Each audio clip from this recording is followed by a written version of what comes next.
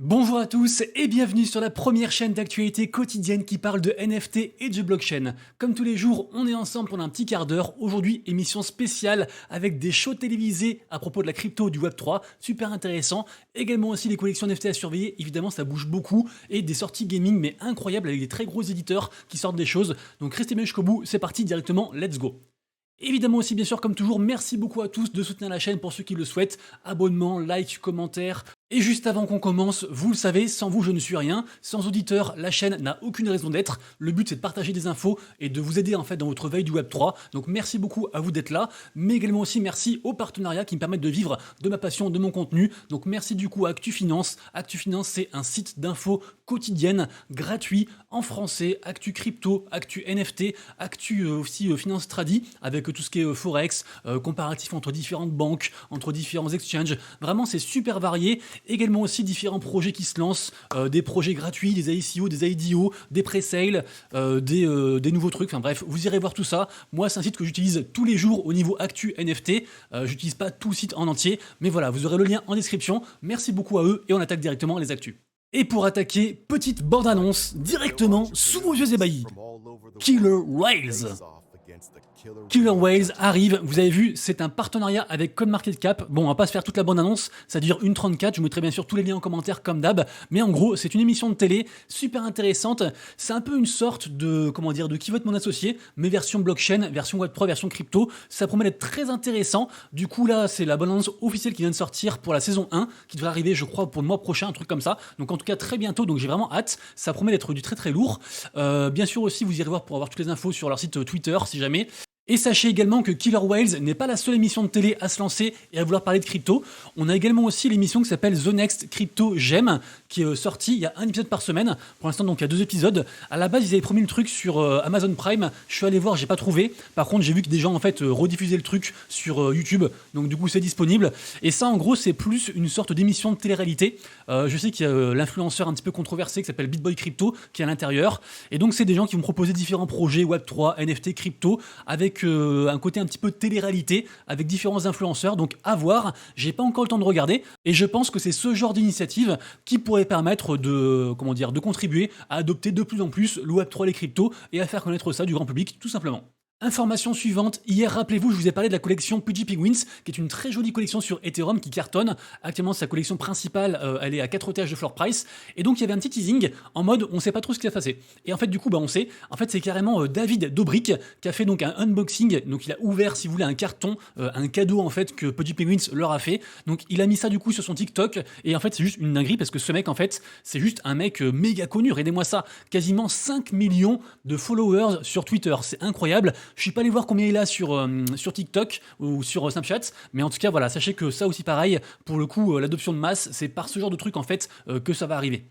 Une nouvelle très sympathique également aussi du côté de la collection NFT CryptoPunks, une collection bien sûr emblématique qui coûte très très cher sur ETH parmi les plus anciennes, qui a été rachetée par Yuga Labs, le géant Yuga Labs, et donc en fait partenariat avec NFT Now, qui est une sorte de média NFT qui fait plein de trucs, vous irez voir, c'est un site pareil que je consulte tous les jours aussi, et donc une série de documentaires voit le jour.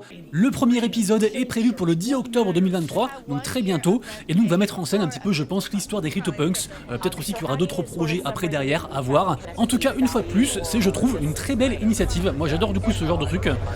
Également aussi on parlait du Yuga Labs, on va parler de leur métaverse, donc de Otherside. Ça avance, les gens aimeraient bien que ça avance encore plus vite, mais voilà, sachez qu'ils font des tests, ils font des choses. On a ici donc Mike Sievers, qui est donc un mec de chez Yuga Labs, c'est le CTO, qui a donc publié une série de tweets pour montrer un petit peu l'avancement du projet. Donc renseignez-vous, allez voir ça. Mais ça pareil, c'est une des plus grosses promesses actuelles du monde du Web3, côté NFT métaverse. Donc forcément aussi, il faut pas lâcher, et il faut absolument suivre ce qui se passe côté Bored Ape. D'ailleurs les Bored Ape qui s'ouvrent au monde de manière générale, c'est assez intéressant. Ils font en fait carrément un gros événement le 5 novembre, bon c'est à Hong Kong donc on n'est pas concerné mais c'est intéressant de savoir que ça existe. En gros ils vont ouvrir donc le Yacht Club Open House pour tout le monde en fait. Donc voilà, n'importe qui pourrait y aller. Il faut réserver quand même des tickets pour ceux que ça intéresse. Si vous êtes à Hong Kong dans les jours qui suivent, on sait jamais, et bah allez voir du coup pour choper un ticket. En tout cas c'est ce genre d'événement qui pourrait aussi comment dire servir à faire une grosse annonce. Donc on se rappelle que ce mois-ci il y a plein de trucs qui arrivent côté Bored Ape. On attend aussi impatiemment le jeu Legends of the Mara, donc leur jeu on va dire entre guillemets phare qui est prévu pour ce mois de septembre. On est déjà le 16, donc très bientôt. Donc peut-être que du coup il y aura aussi une grosse annonce le 5 novembre. Ce sera un truc à suivre, j'imagine. La collection NFT Cool Cats, décidément ça fait 2 jours de suite que j'en parle, ça ressemble vraiment à des Pokémon. En fait Cool Cats, ils ont fait une seconde collection. À la base la collection principale c'est celle-ci, qui coûte 0,53 ETH. C'est une ancienne collection très respectée, plein de G, vraiment une jolie collection. Bien sûr elle a baissé comme tout le reste, mais ça reste pour moi une très jolie collection. J'aime vraiment beaucoup ce qu'ils font. Et ils ont aussi fait une seconde collection, du coup les Cool Pets, qui coûtent du coup beaucoup moins cher. Évidemment on est à 0,028. Et donc là on a l'annonce en fait d'une prochaine collection, en mode un petit peu Pokémon, évolution en fait des cool Pets. Et donc ces fameux Cool Pets, on pourra donc les burn. En gros on en burn 2. Ça se passera du coup le 21 septembre et on aura donc une version évoluée d'un Cool Pets. Ce qui est intéressant parce que du coup, au lieu de diluer en fait les collections, ça va resserrer du coup, ça va réduire les supplies respectives des collections Cool Cat version Pets et du coup des collections Cool Cat version nouvelle, là les Pokémon. Donc intéressant, affaire à suivre. Malheureusement ça sort pas à la meilleure période. Mais bon, ça reste quand même un truc cool, moi en tout cas j'ai hâte de voir ce qui va se passer. Pour la suite, je vous reparle encore une fois de Fun.tech, le fameux réseau social purement spéculatif qui défraie la chronique, qui drive l'essentiel des volumes sur Base, qui est donc un layer 2 de Coinbase sur Ethereum.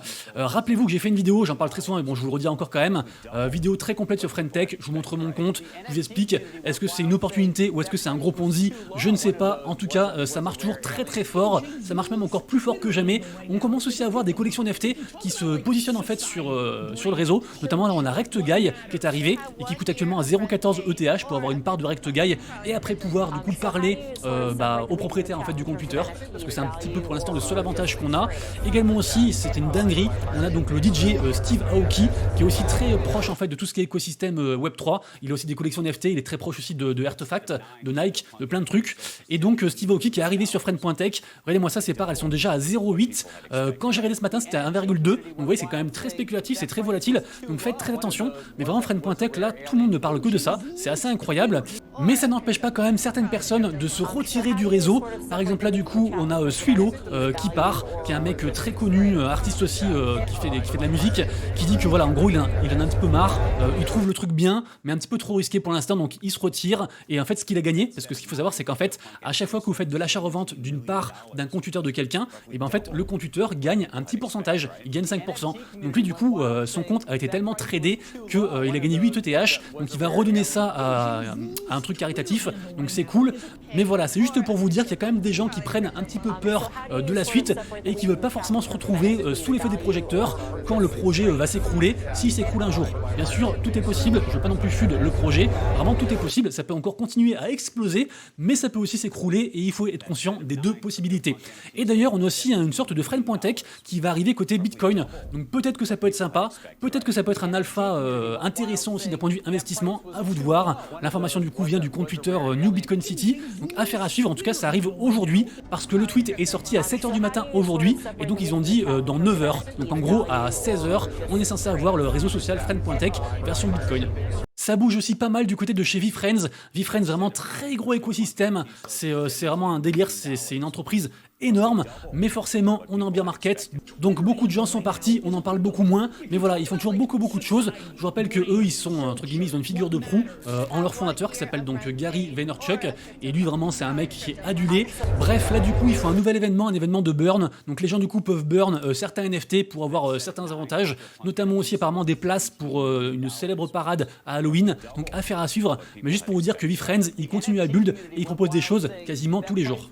Deuxième partie de la vidéo, la partie blockchain gaming, et on commence directement avec une énorme nouvelle, puisque en effet Krafton, donc les mecs qui sont derrière PUBG, donc qui est un jeu vraiment une licence très connue, tout le monde connaît ça évidemment, donc en fait ils changent le nom de leur initiative Web3 qu'ils voulaient faire, qui s'appelait Migaloo, donc maintenant ça s'appelle du coup Over There, donc ils changent le truc, ils vont le builder avec pas mal d'outils à base d'intelligence artificielle, et le truc devrait sortir à partir de janvier 2024, donc on verra comment ça se passe.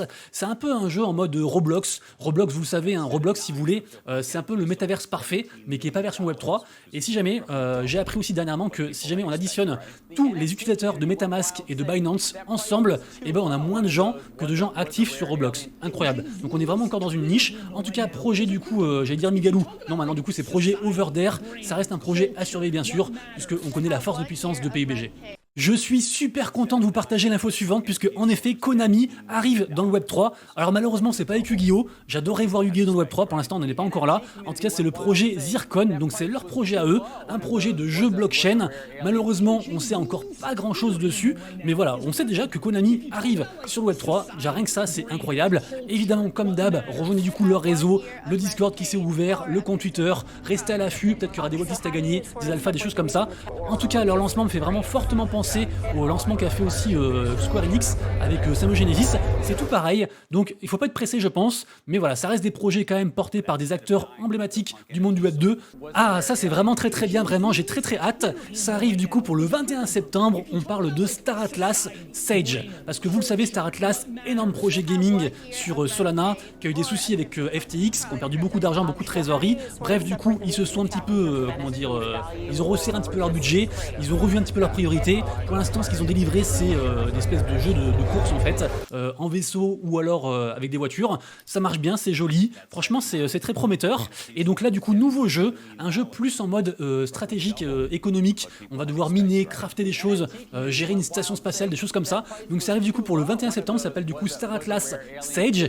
Et a priori, on pourra aussi tester ça gratuitement. Vraiment, j'ai très hâte. Star Atlas, pour moi, c'est un immense projet. Immense projet également aussi, décidément, Off the Grid. Off the Grid, rappelez-vous, ça fait un bout de temps que j'en parle, mais vraiment c'est incroyable.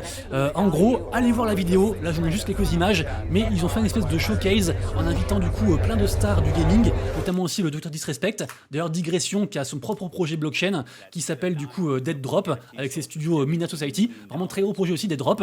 Donc là pareil aussi un projet un petit peu en mode j'allais dire de combat, on se balade, enfin vraiment c'est super propre, c'est super joli, je suis super hypé, franchement Off the Grid c'est un truc qu'il faut regarder, vraiment. Je vous en dis pas plus, allez voir, renseignez-vous, mais Off the Grid pour moi c'est banger.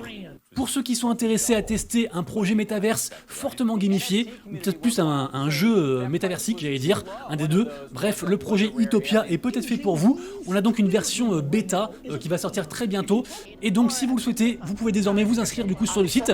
C'est un gros projet en tout cas, Utopia, donc à voir comment ça se passe. Et pour finir, comme je disais, j'ai quasiment aucune info, mais il semblerait que beaucoup de gens se hype pour ce projet, le projet Wallet Wars, qui est donc un projet backé par Animoca Brains. De toute façon, ils sont partout. Il y a un très gros taux d'engagement sur Twitter. Après, sûrement que c'est un petit peu beauté, mais en tout cas, voilà, beaucoup de gens en parlent dans des Discord, dans des groupes, etc. Donc, je vous en parle aussi. J'ai pas fait de recherche encore. C'est peut-être une grosse merde. Je ne sais pas. Renseignez-vous. Et bien sûr, si vous chopez des infos croustillantes sur ce projet, partagez-les en commentaire, comme ça YouTube, je lis tout le monde. Également aussi, rejoignez le Discord de la commu, de l'autre commu, il est gratuit, ouvert à tous, et comme ça on se partage les bonnes infos et on se drive tous vers le haut. Nous arrivons à la troisième et dernière partie de la vidéo, la partie marché, NFT surveillé et mythe du jour. D'ailleurs, si vous avez aimé la vidéo jusque-là, mettez un petit pouce en l'air, ça fait plaisir, ça mange pas de pain. Merci beaucoup à vous du coup pour le soutien. Le marché aujourd'hui est dans le vert, incroyable, ça fait plaisir. Franchement, bon c'est un petit vert, hein, on est sur du 3-4% en moyenne en plus, à part certaines collections. Je vais en parler juste après, mais globalement voilà, on est dans le vert, on est content, ça fait plaisir, même si bien sûr au global on reste toujours en tendance baissière, bear market. Vous avez vu le Blue Chip Index qui regroupe un petit peu, c'est l'indicateur favori si vous voulez au niveau collection NFT, parce qu'en gros c'est les plus grosses collections NFT sur Ethereum, et Ethereum c'est la blockchain qui brasse le plus de volume, donc c'est quand même assez représentatif du marché. Donc voilà, du coup ça descend, sentiment marché à 14 degrés, donc voilà, toujours très compliqué, vous le savez, mais quand même ça descend moins qu'avant, parce que je vais quand même faire un petit, je vais vous faire rigoler, mais bon, si on fait du coup l'indicateur sur 3 mois, voyez-moi cette pente de ski, on est passé de quasiment 8000 à 5000, donc c'est presque du 30% en moins, un truc comme ça, de tête. Donc bref, du coup voilà, on est plus sur une stagnation, et du coup on va dire que si on stagne, c'est qu'on descend pas, donc on est content. On en est là vraiment, on en est là.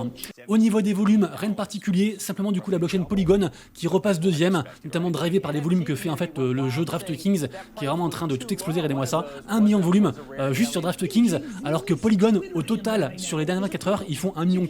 Donc c'est genre 90% de la blockchain quoi. Donc c'est juste fou. Évidemment bien sûr comme toujours sur mon compte Twitter vous allez retrouver tous les jours un tweet que je fais sur les mints et les NFT que moi je surveille aujourd'hui. Vous le savez du coup Cross Edges, le jeu de cartes que j'aime beaucoup, un TCG blockchain fait donc ses pré-sales de sa saison 2, la saison d'entrée caprice. Donc du coup là on a une nouvelle précelle qui est en cours, je crois qu'il reste 700 boosters, 700 packs, si je dis pas de bêtises. Au niveau des collections qui bougent beaucoup aujourd'hui, sur lesquelles je focus mon attention, Sugarton incroyable. Rappelez-vous donc le free mint de Zynga, voilà, c'était un free mint et là c'est monté à 0,24, incroyable. On attend aussi beaucoup de nouvelles semaines prochaines, donc ça pourra encore plus monter. Après là c'est quand même assez haut pour un free mint, mais franchement l'histoire pour l'instant est incroyable. Mitaria qui continue à faire beaucoup de volume, je crois qu'on est environ à 0,10, incroyable. Webclick, j'en ai parlé. Nakamingos, toujours à surveiller, de toute façon jusqu'au snapshot du 19 pour du coup minter la prochaine collection gratuitement. Il faut surveiller impérativement, c'est aussi entre 0,25 et 0,30 pour le moment, ça pourrait vraiment exploser ou partir à la baisse, suivant si des grosses waves en fait se déchargent. Donc du coup, toute précaution requise évidemment. Melody Maker, incroyable, qui a fait un gros bond de 2,3 ETH à 2,75. C'est quand même vachement significatif, bravo à eux. L'écosystème Bored Ape qui descend de manière générale, notamment avec leur jeu du coup Forge qui baisse à 0,27 pour les NFT. Mais par contre, je précise que je regarde attentivement les collections Otherside, donc tout ce qui est Land, Vessel, Coda, parce qu'on a toujours l'arrivée prévue pour ce mois-ci en fait du jeu Legends of the Mara, très gros jeu du coup du Galabs, très attendu. Je vous rappelle d'ailleurs que j'ai fait une vidéo à ce sujet qui s'appelle donc Yuga Labs Legends of the Mara qui est ici. Allez la voir parce qu'il y a pas mal de choses à savoir pour bien se préparer à la sortie, soit en spéculant, soit tout simplement en étant prêt pour la sortie du jeu pour pouvoir y jouer. Et je crois que c'est tout. Nancy, dernière chose quand même à vous dire aussi, c'est la collection du coup qui s'appelle Galactic Geckos, incroyable, qui est arrivée donc top 2 du market cap sur Solana. Donc c'est la deuxième plus grosse collection à l'heure actuelle derrière Mad Labs sur Solana, incroyable. Les amis, du coup c'est tout pour moi. Passez tous un très bon week-end. On se retrouve lundi pour la prochaine vidéo. Et d'ici là, bien sûr, prenez soin de vous, de proches et de vos wallets. C'est Monsieur Rabbit, des bisous. Ciao.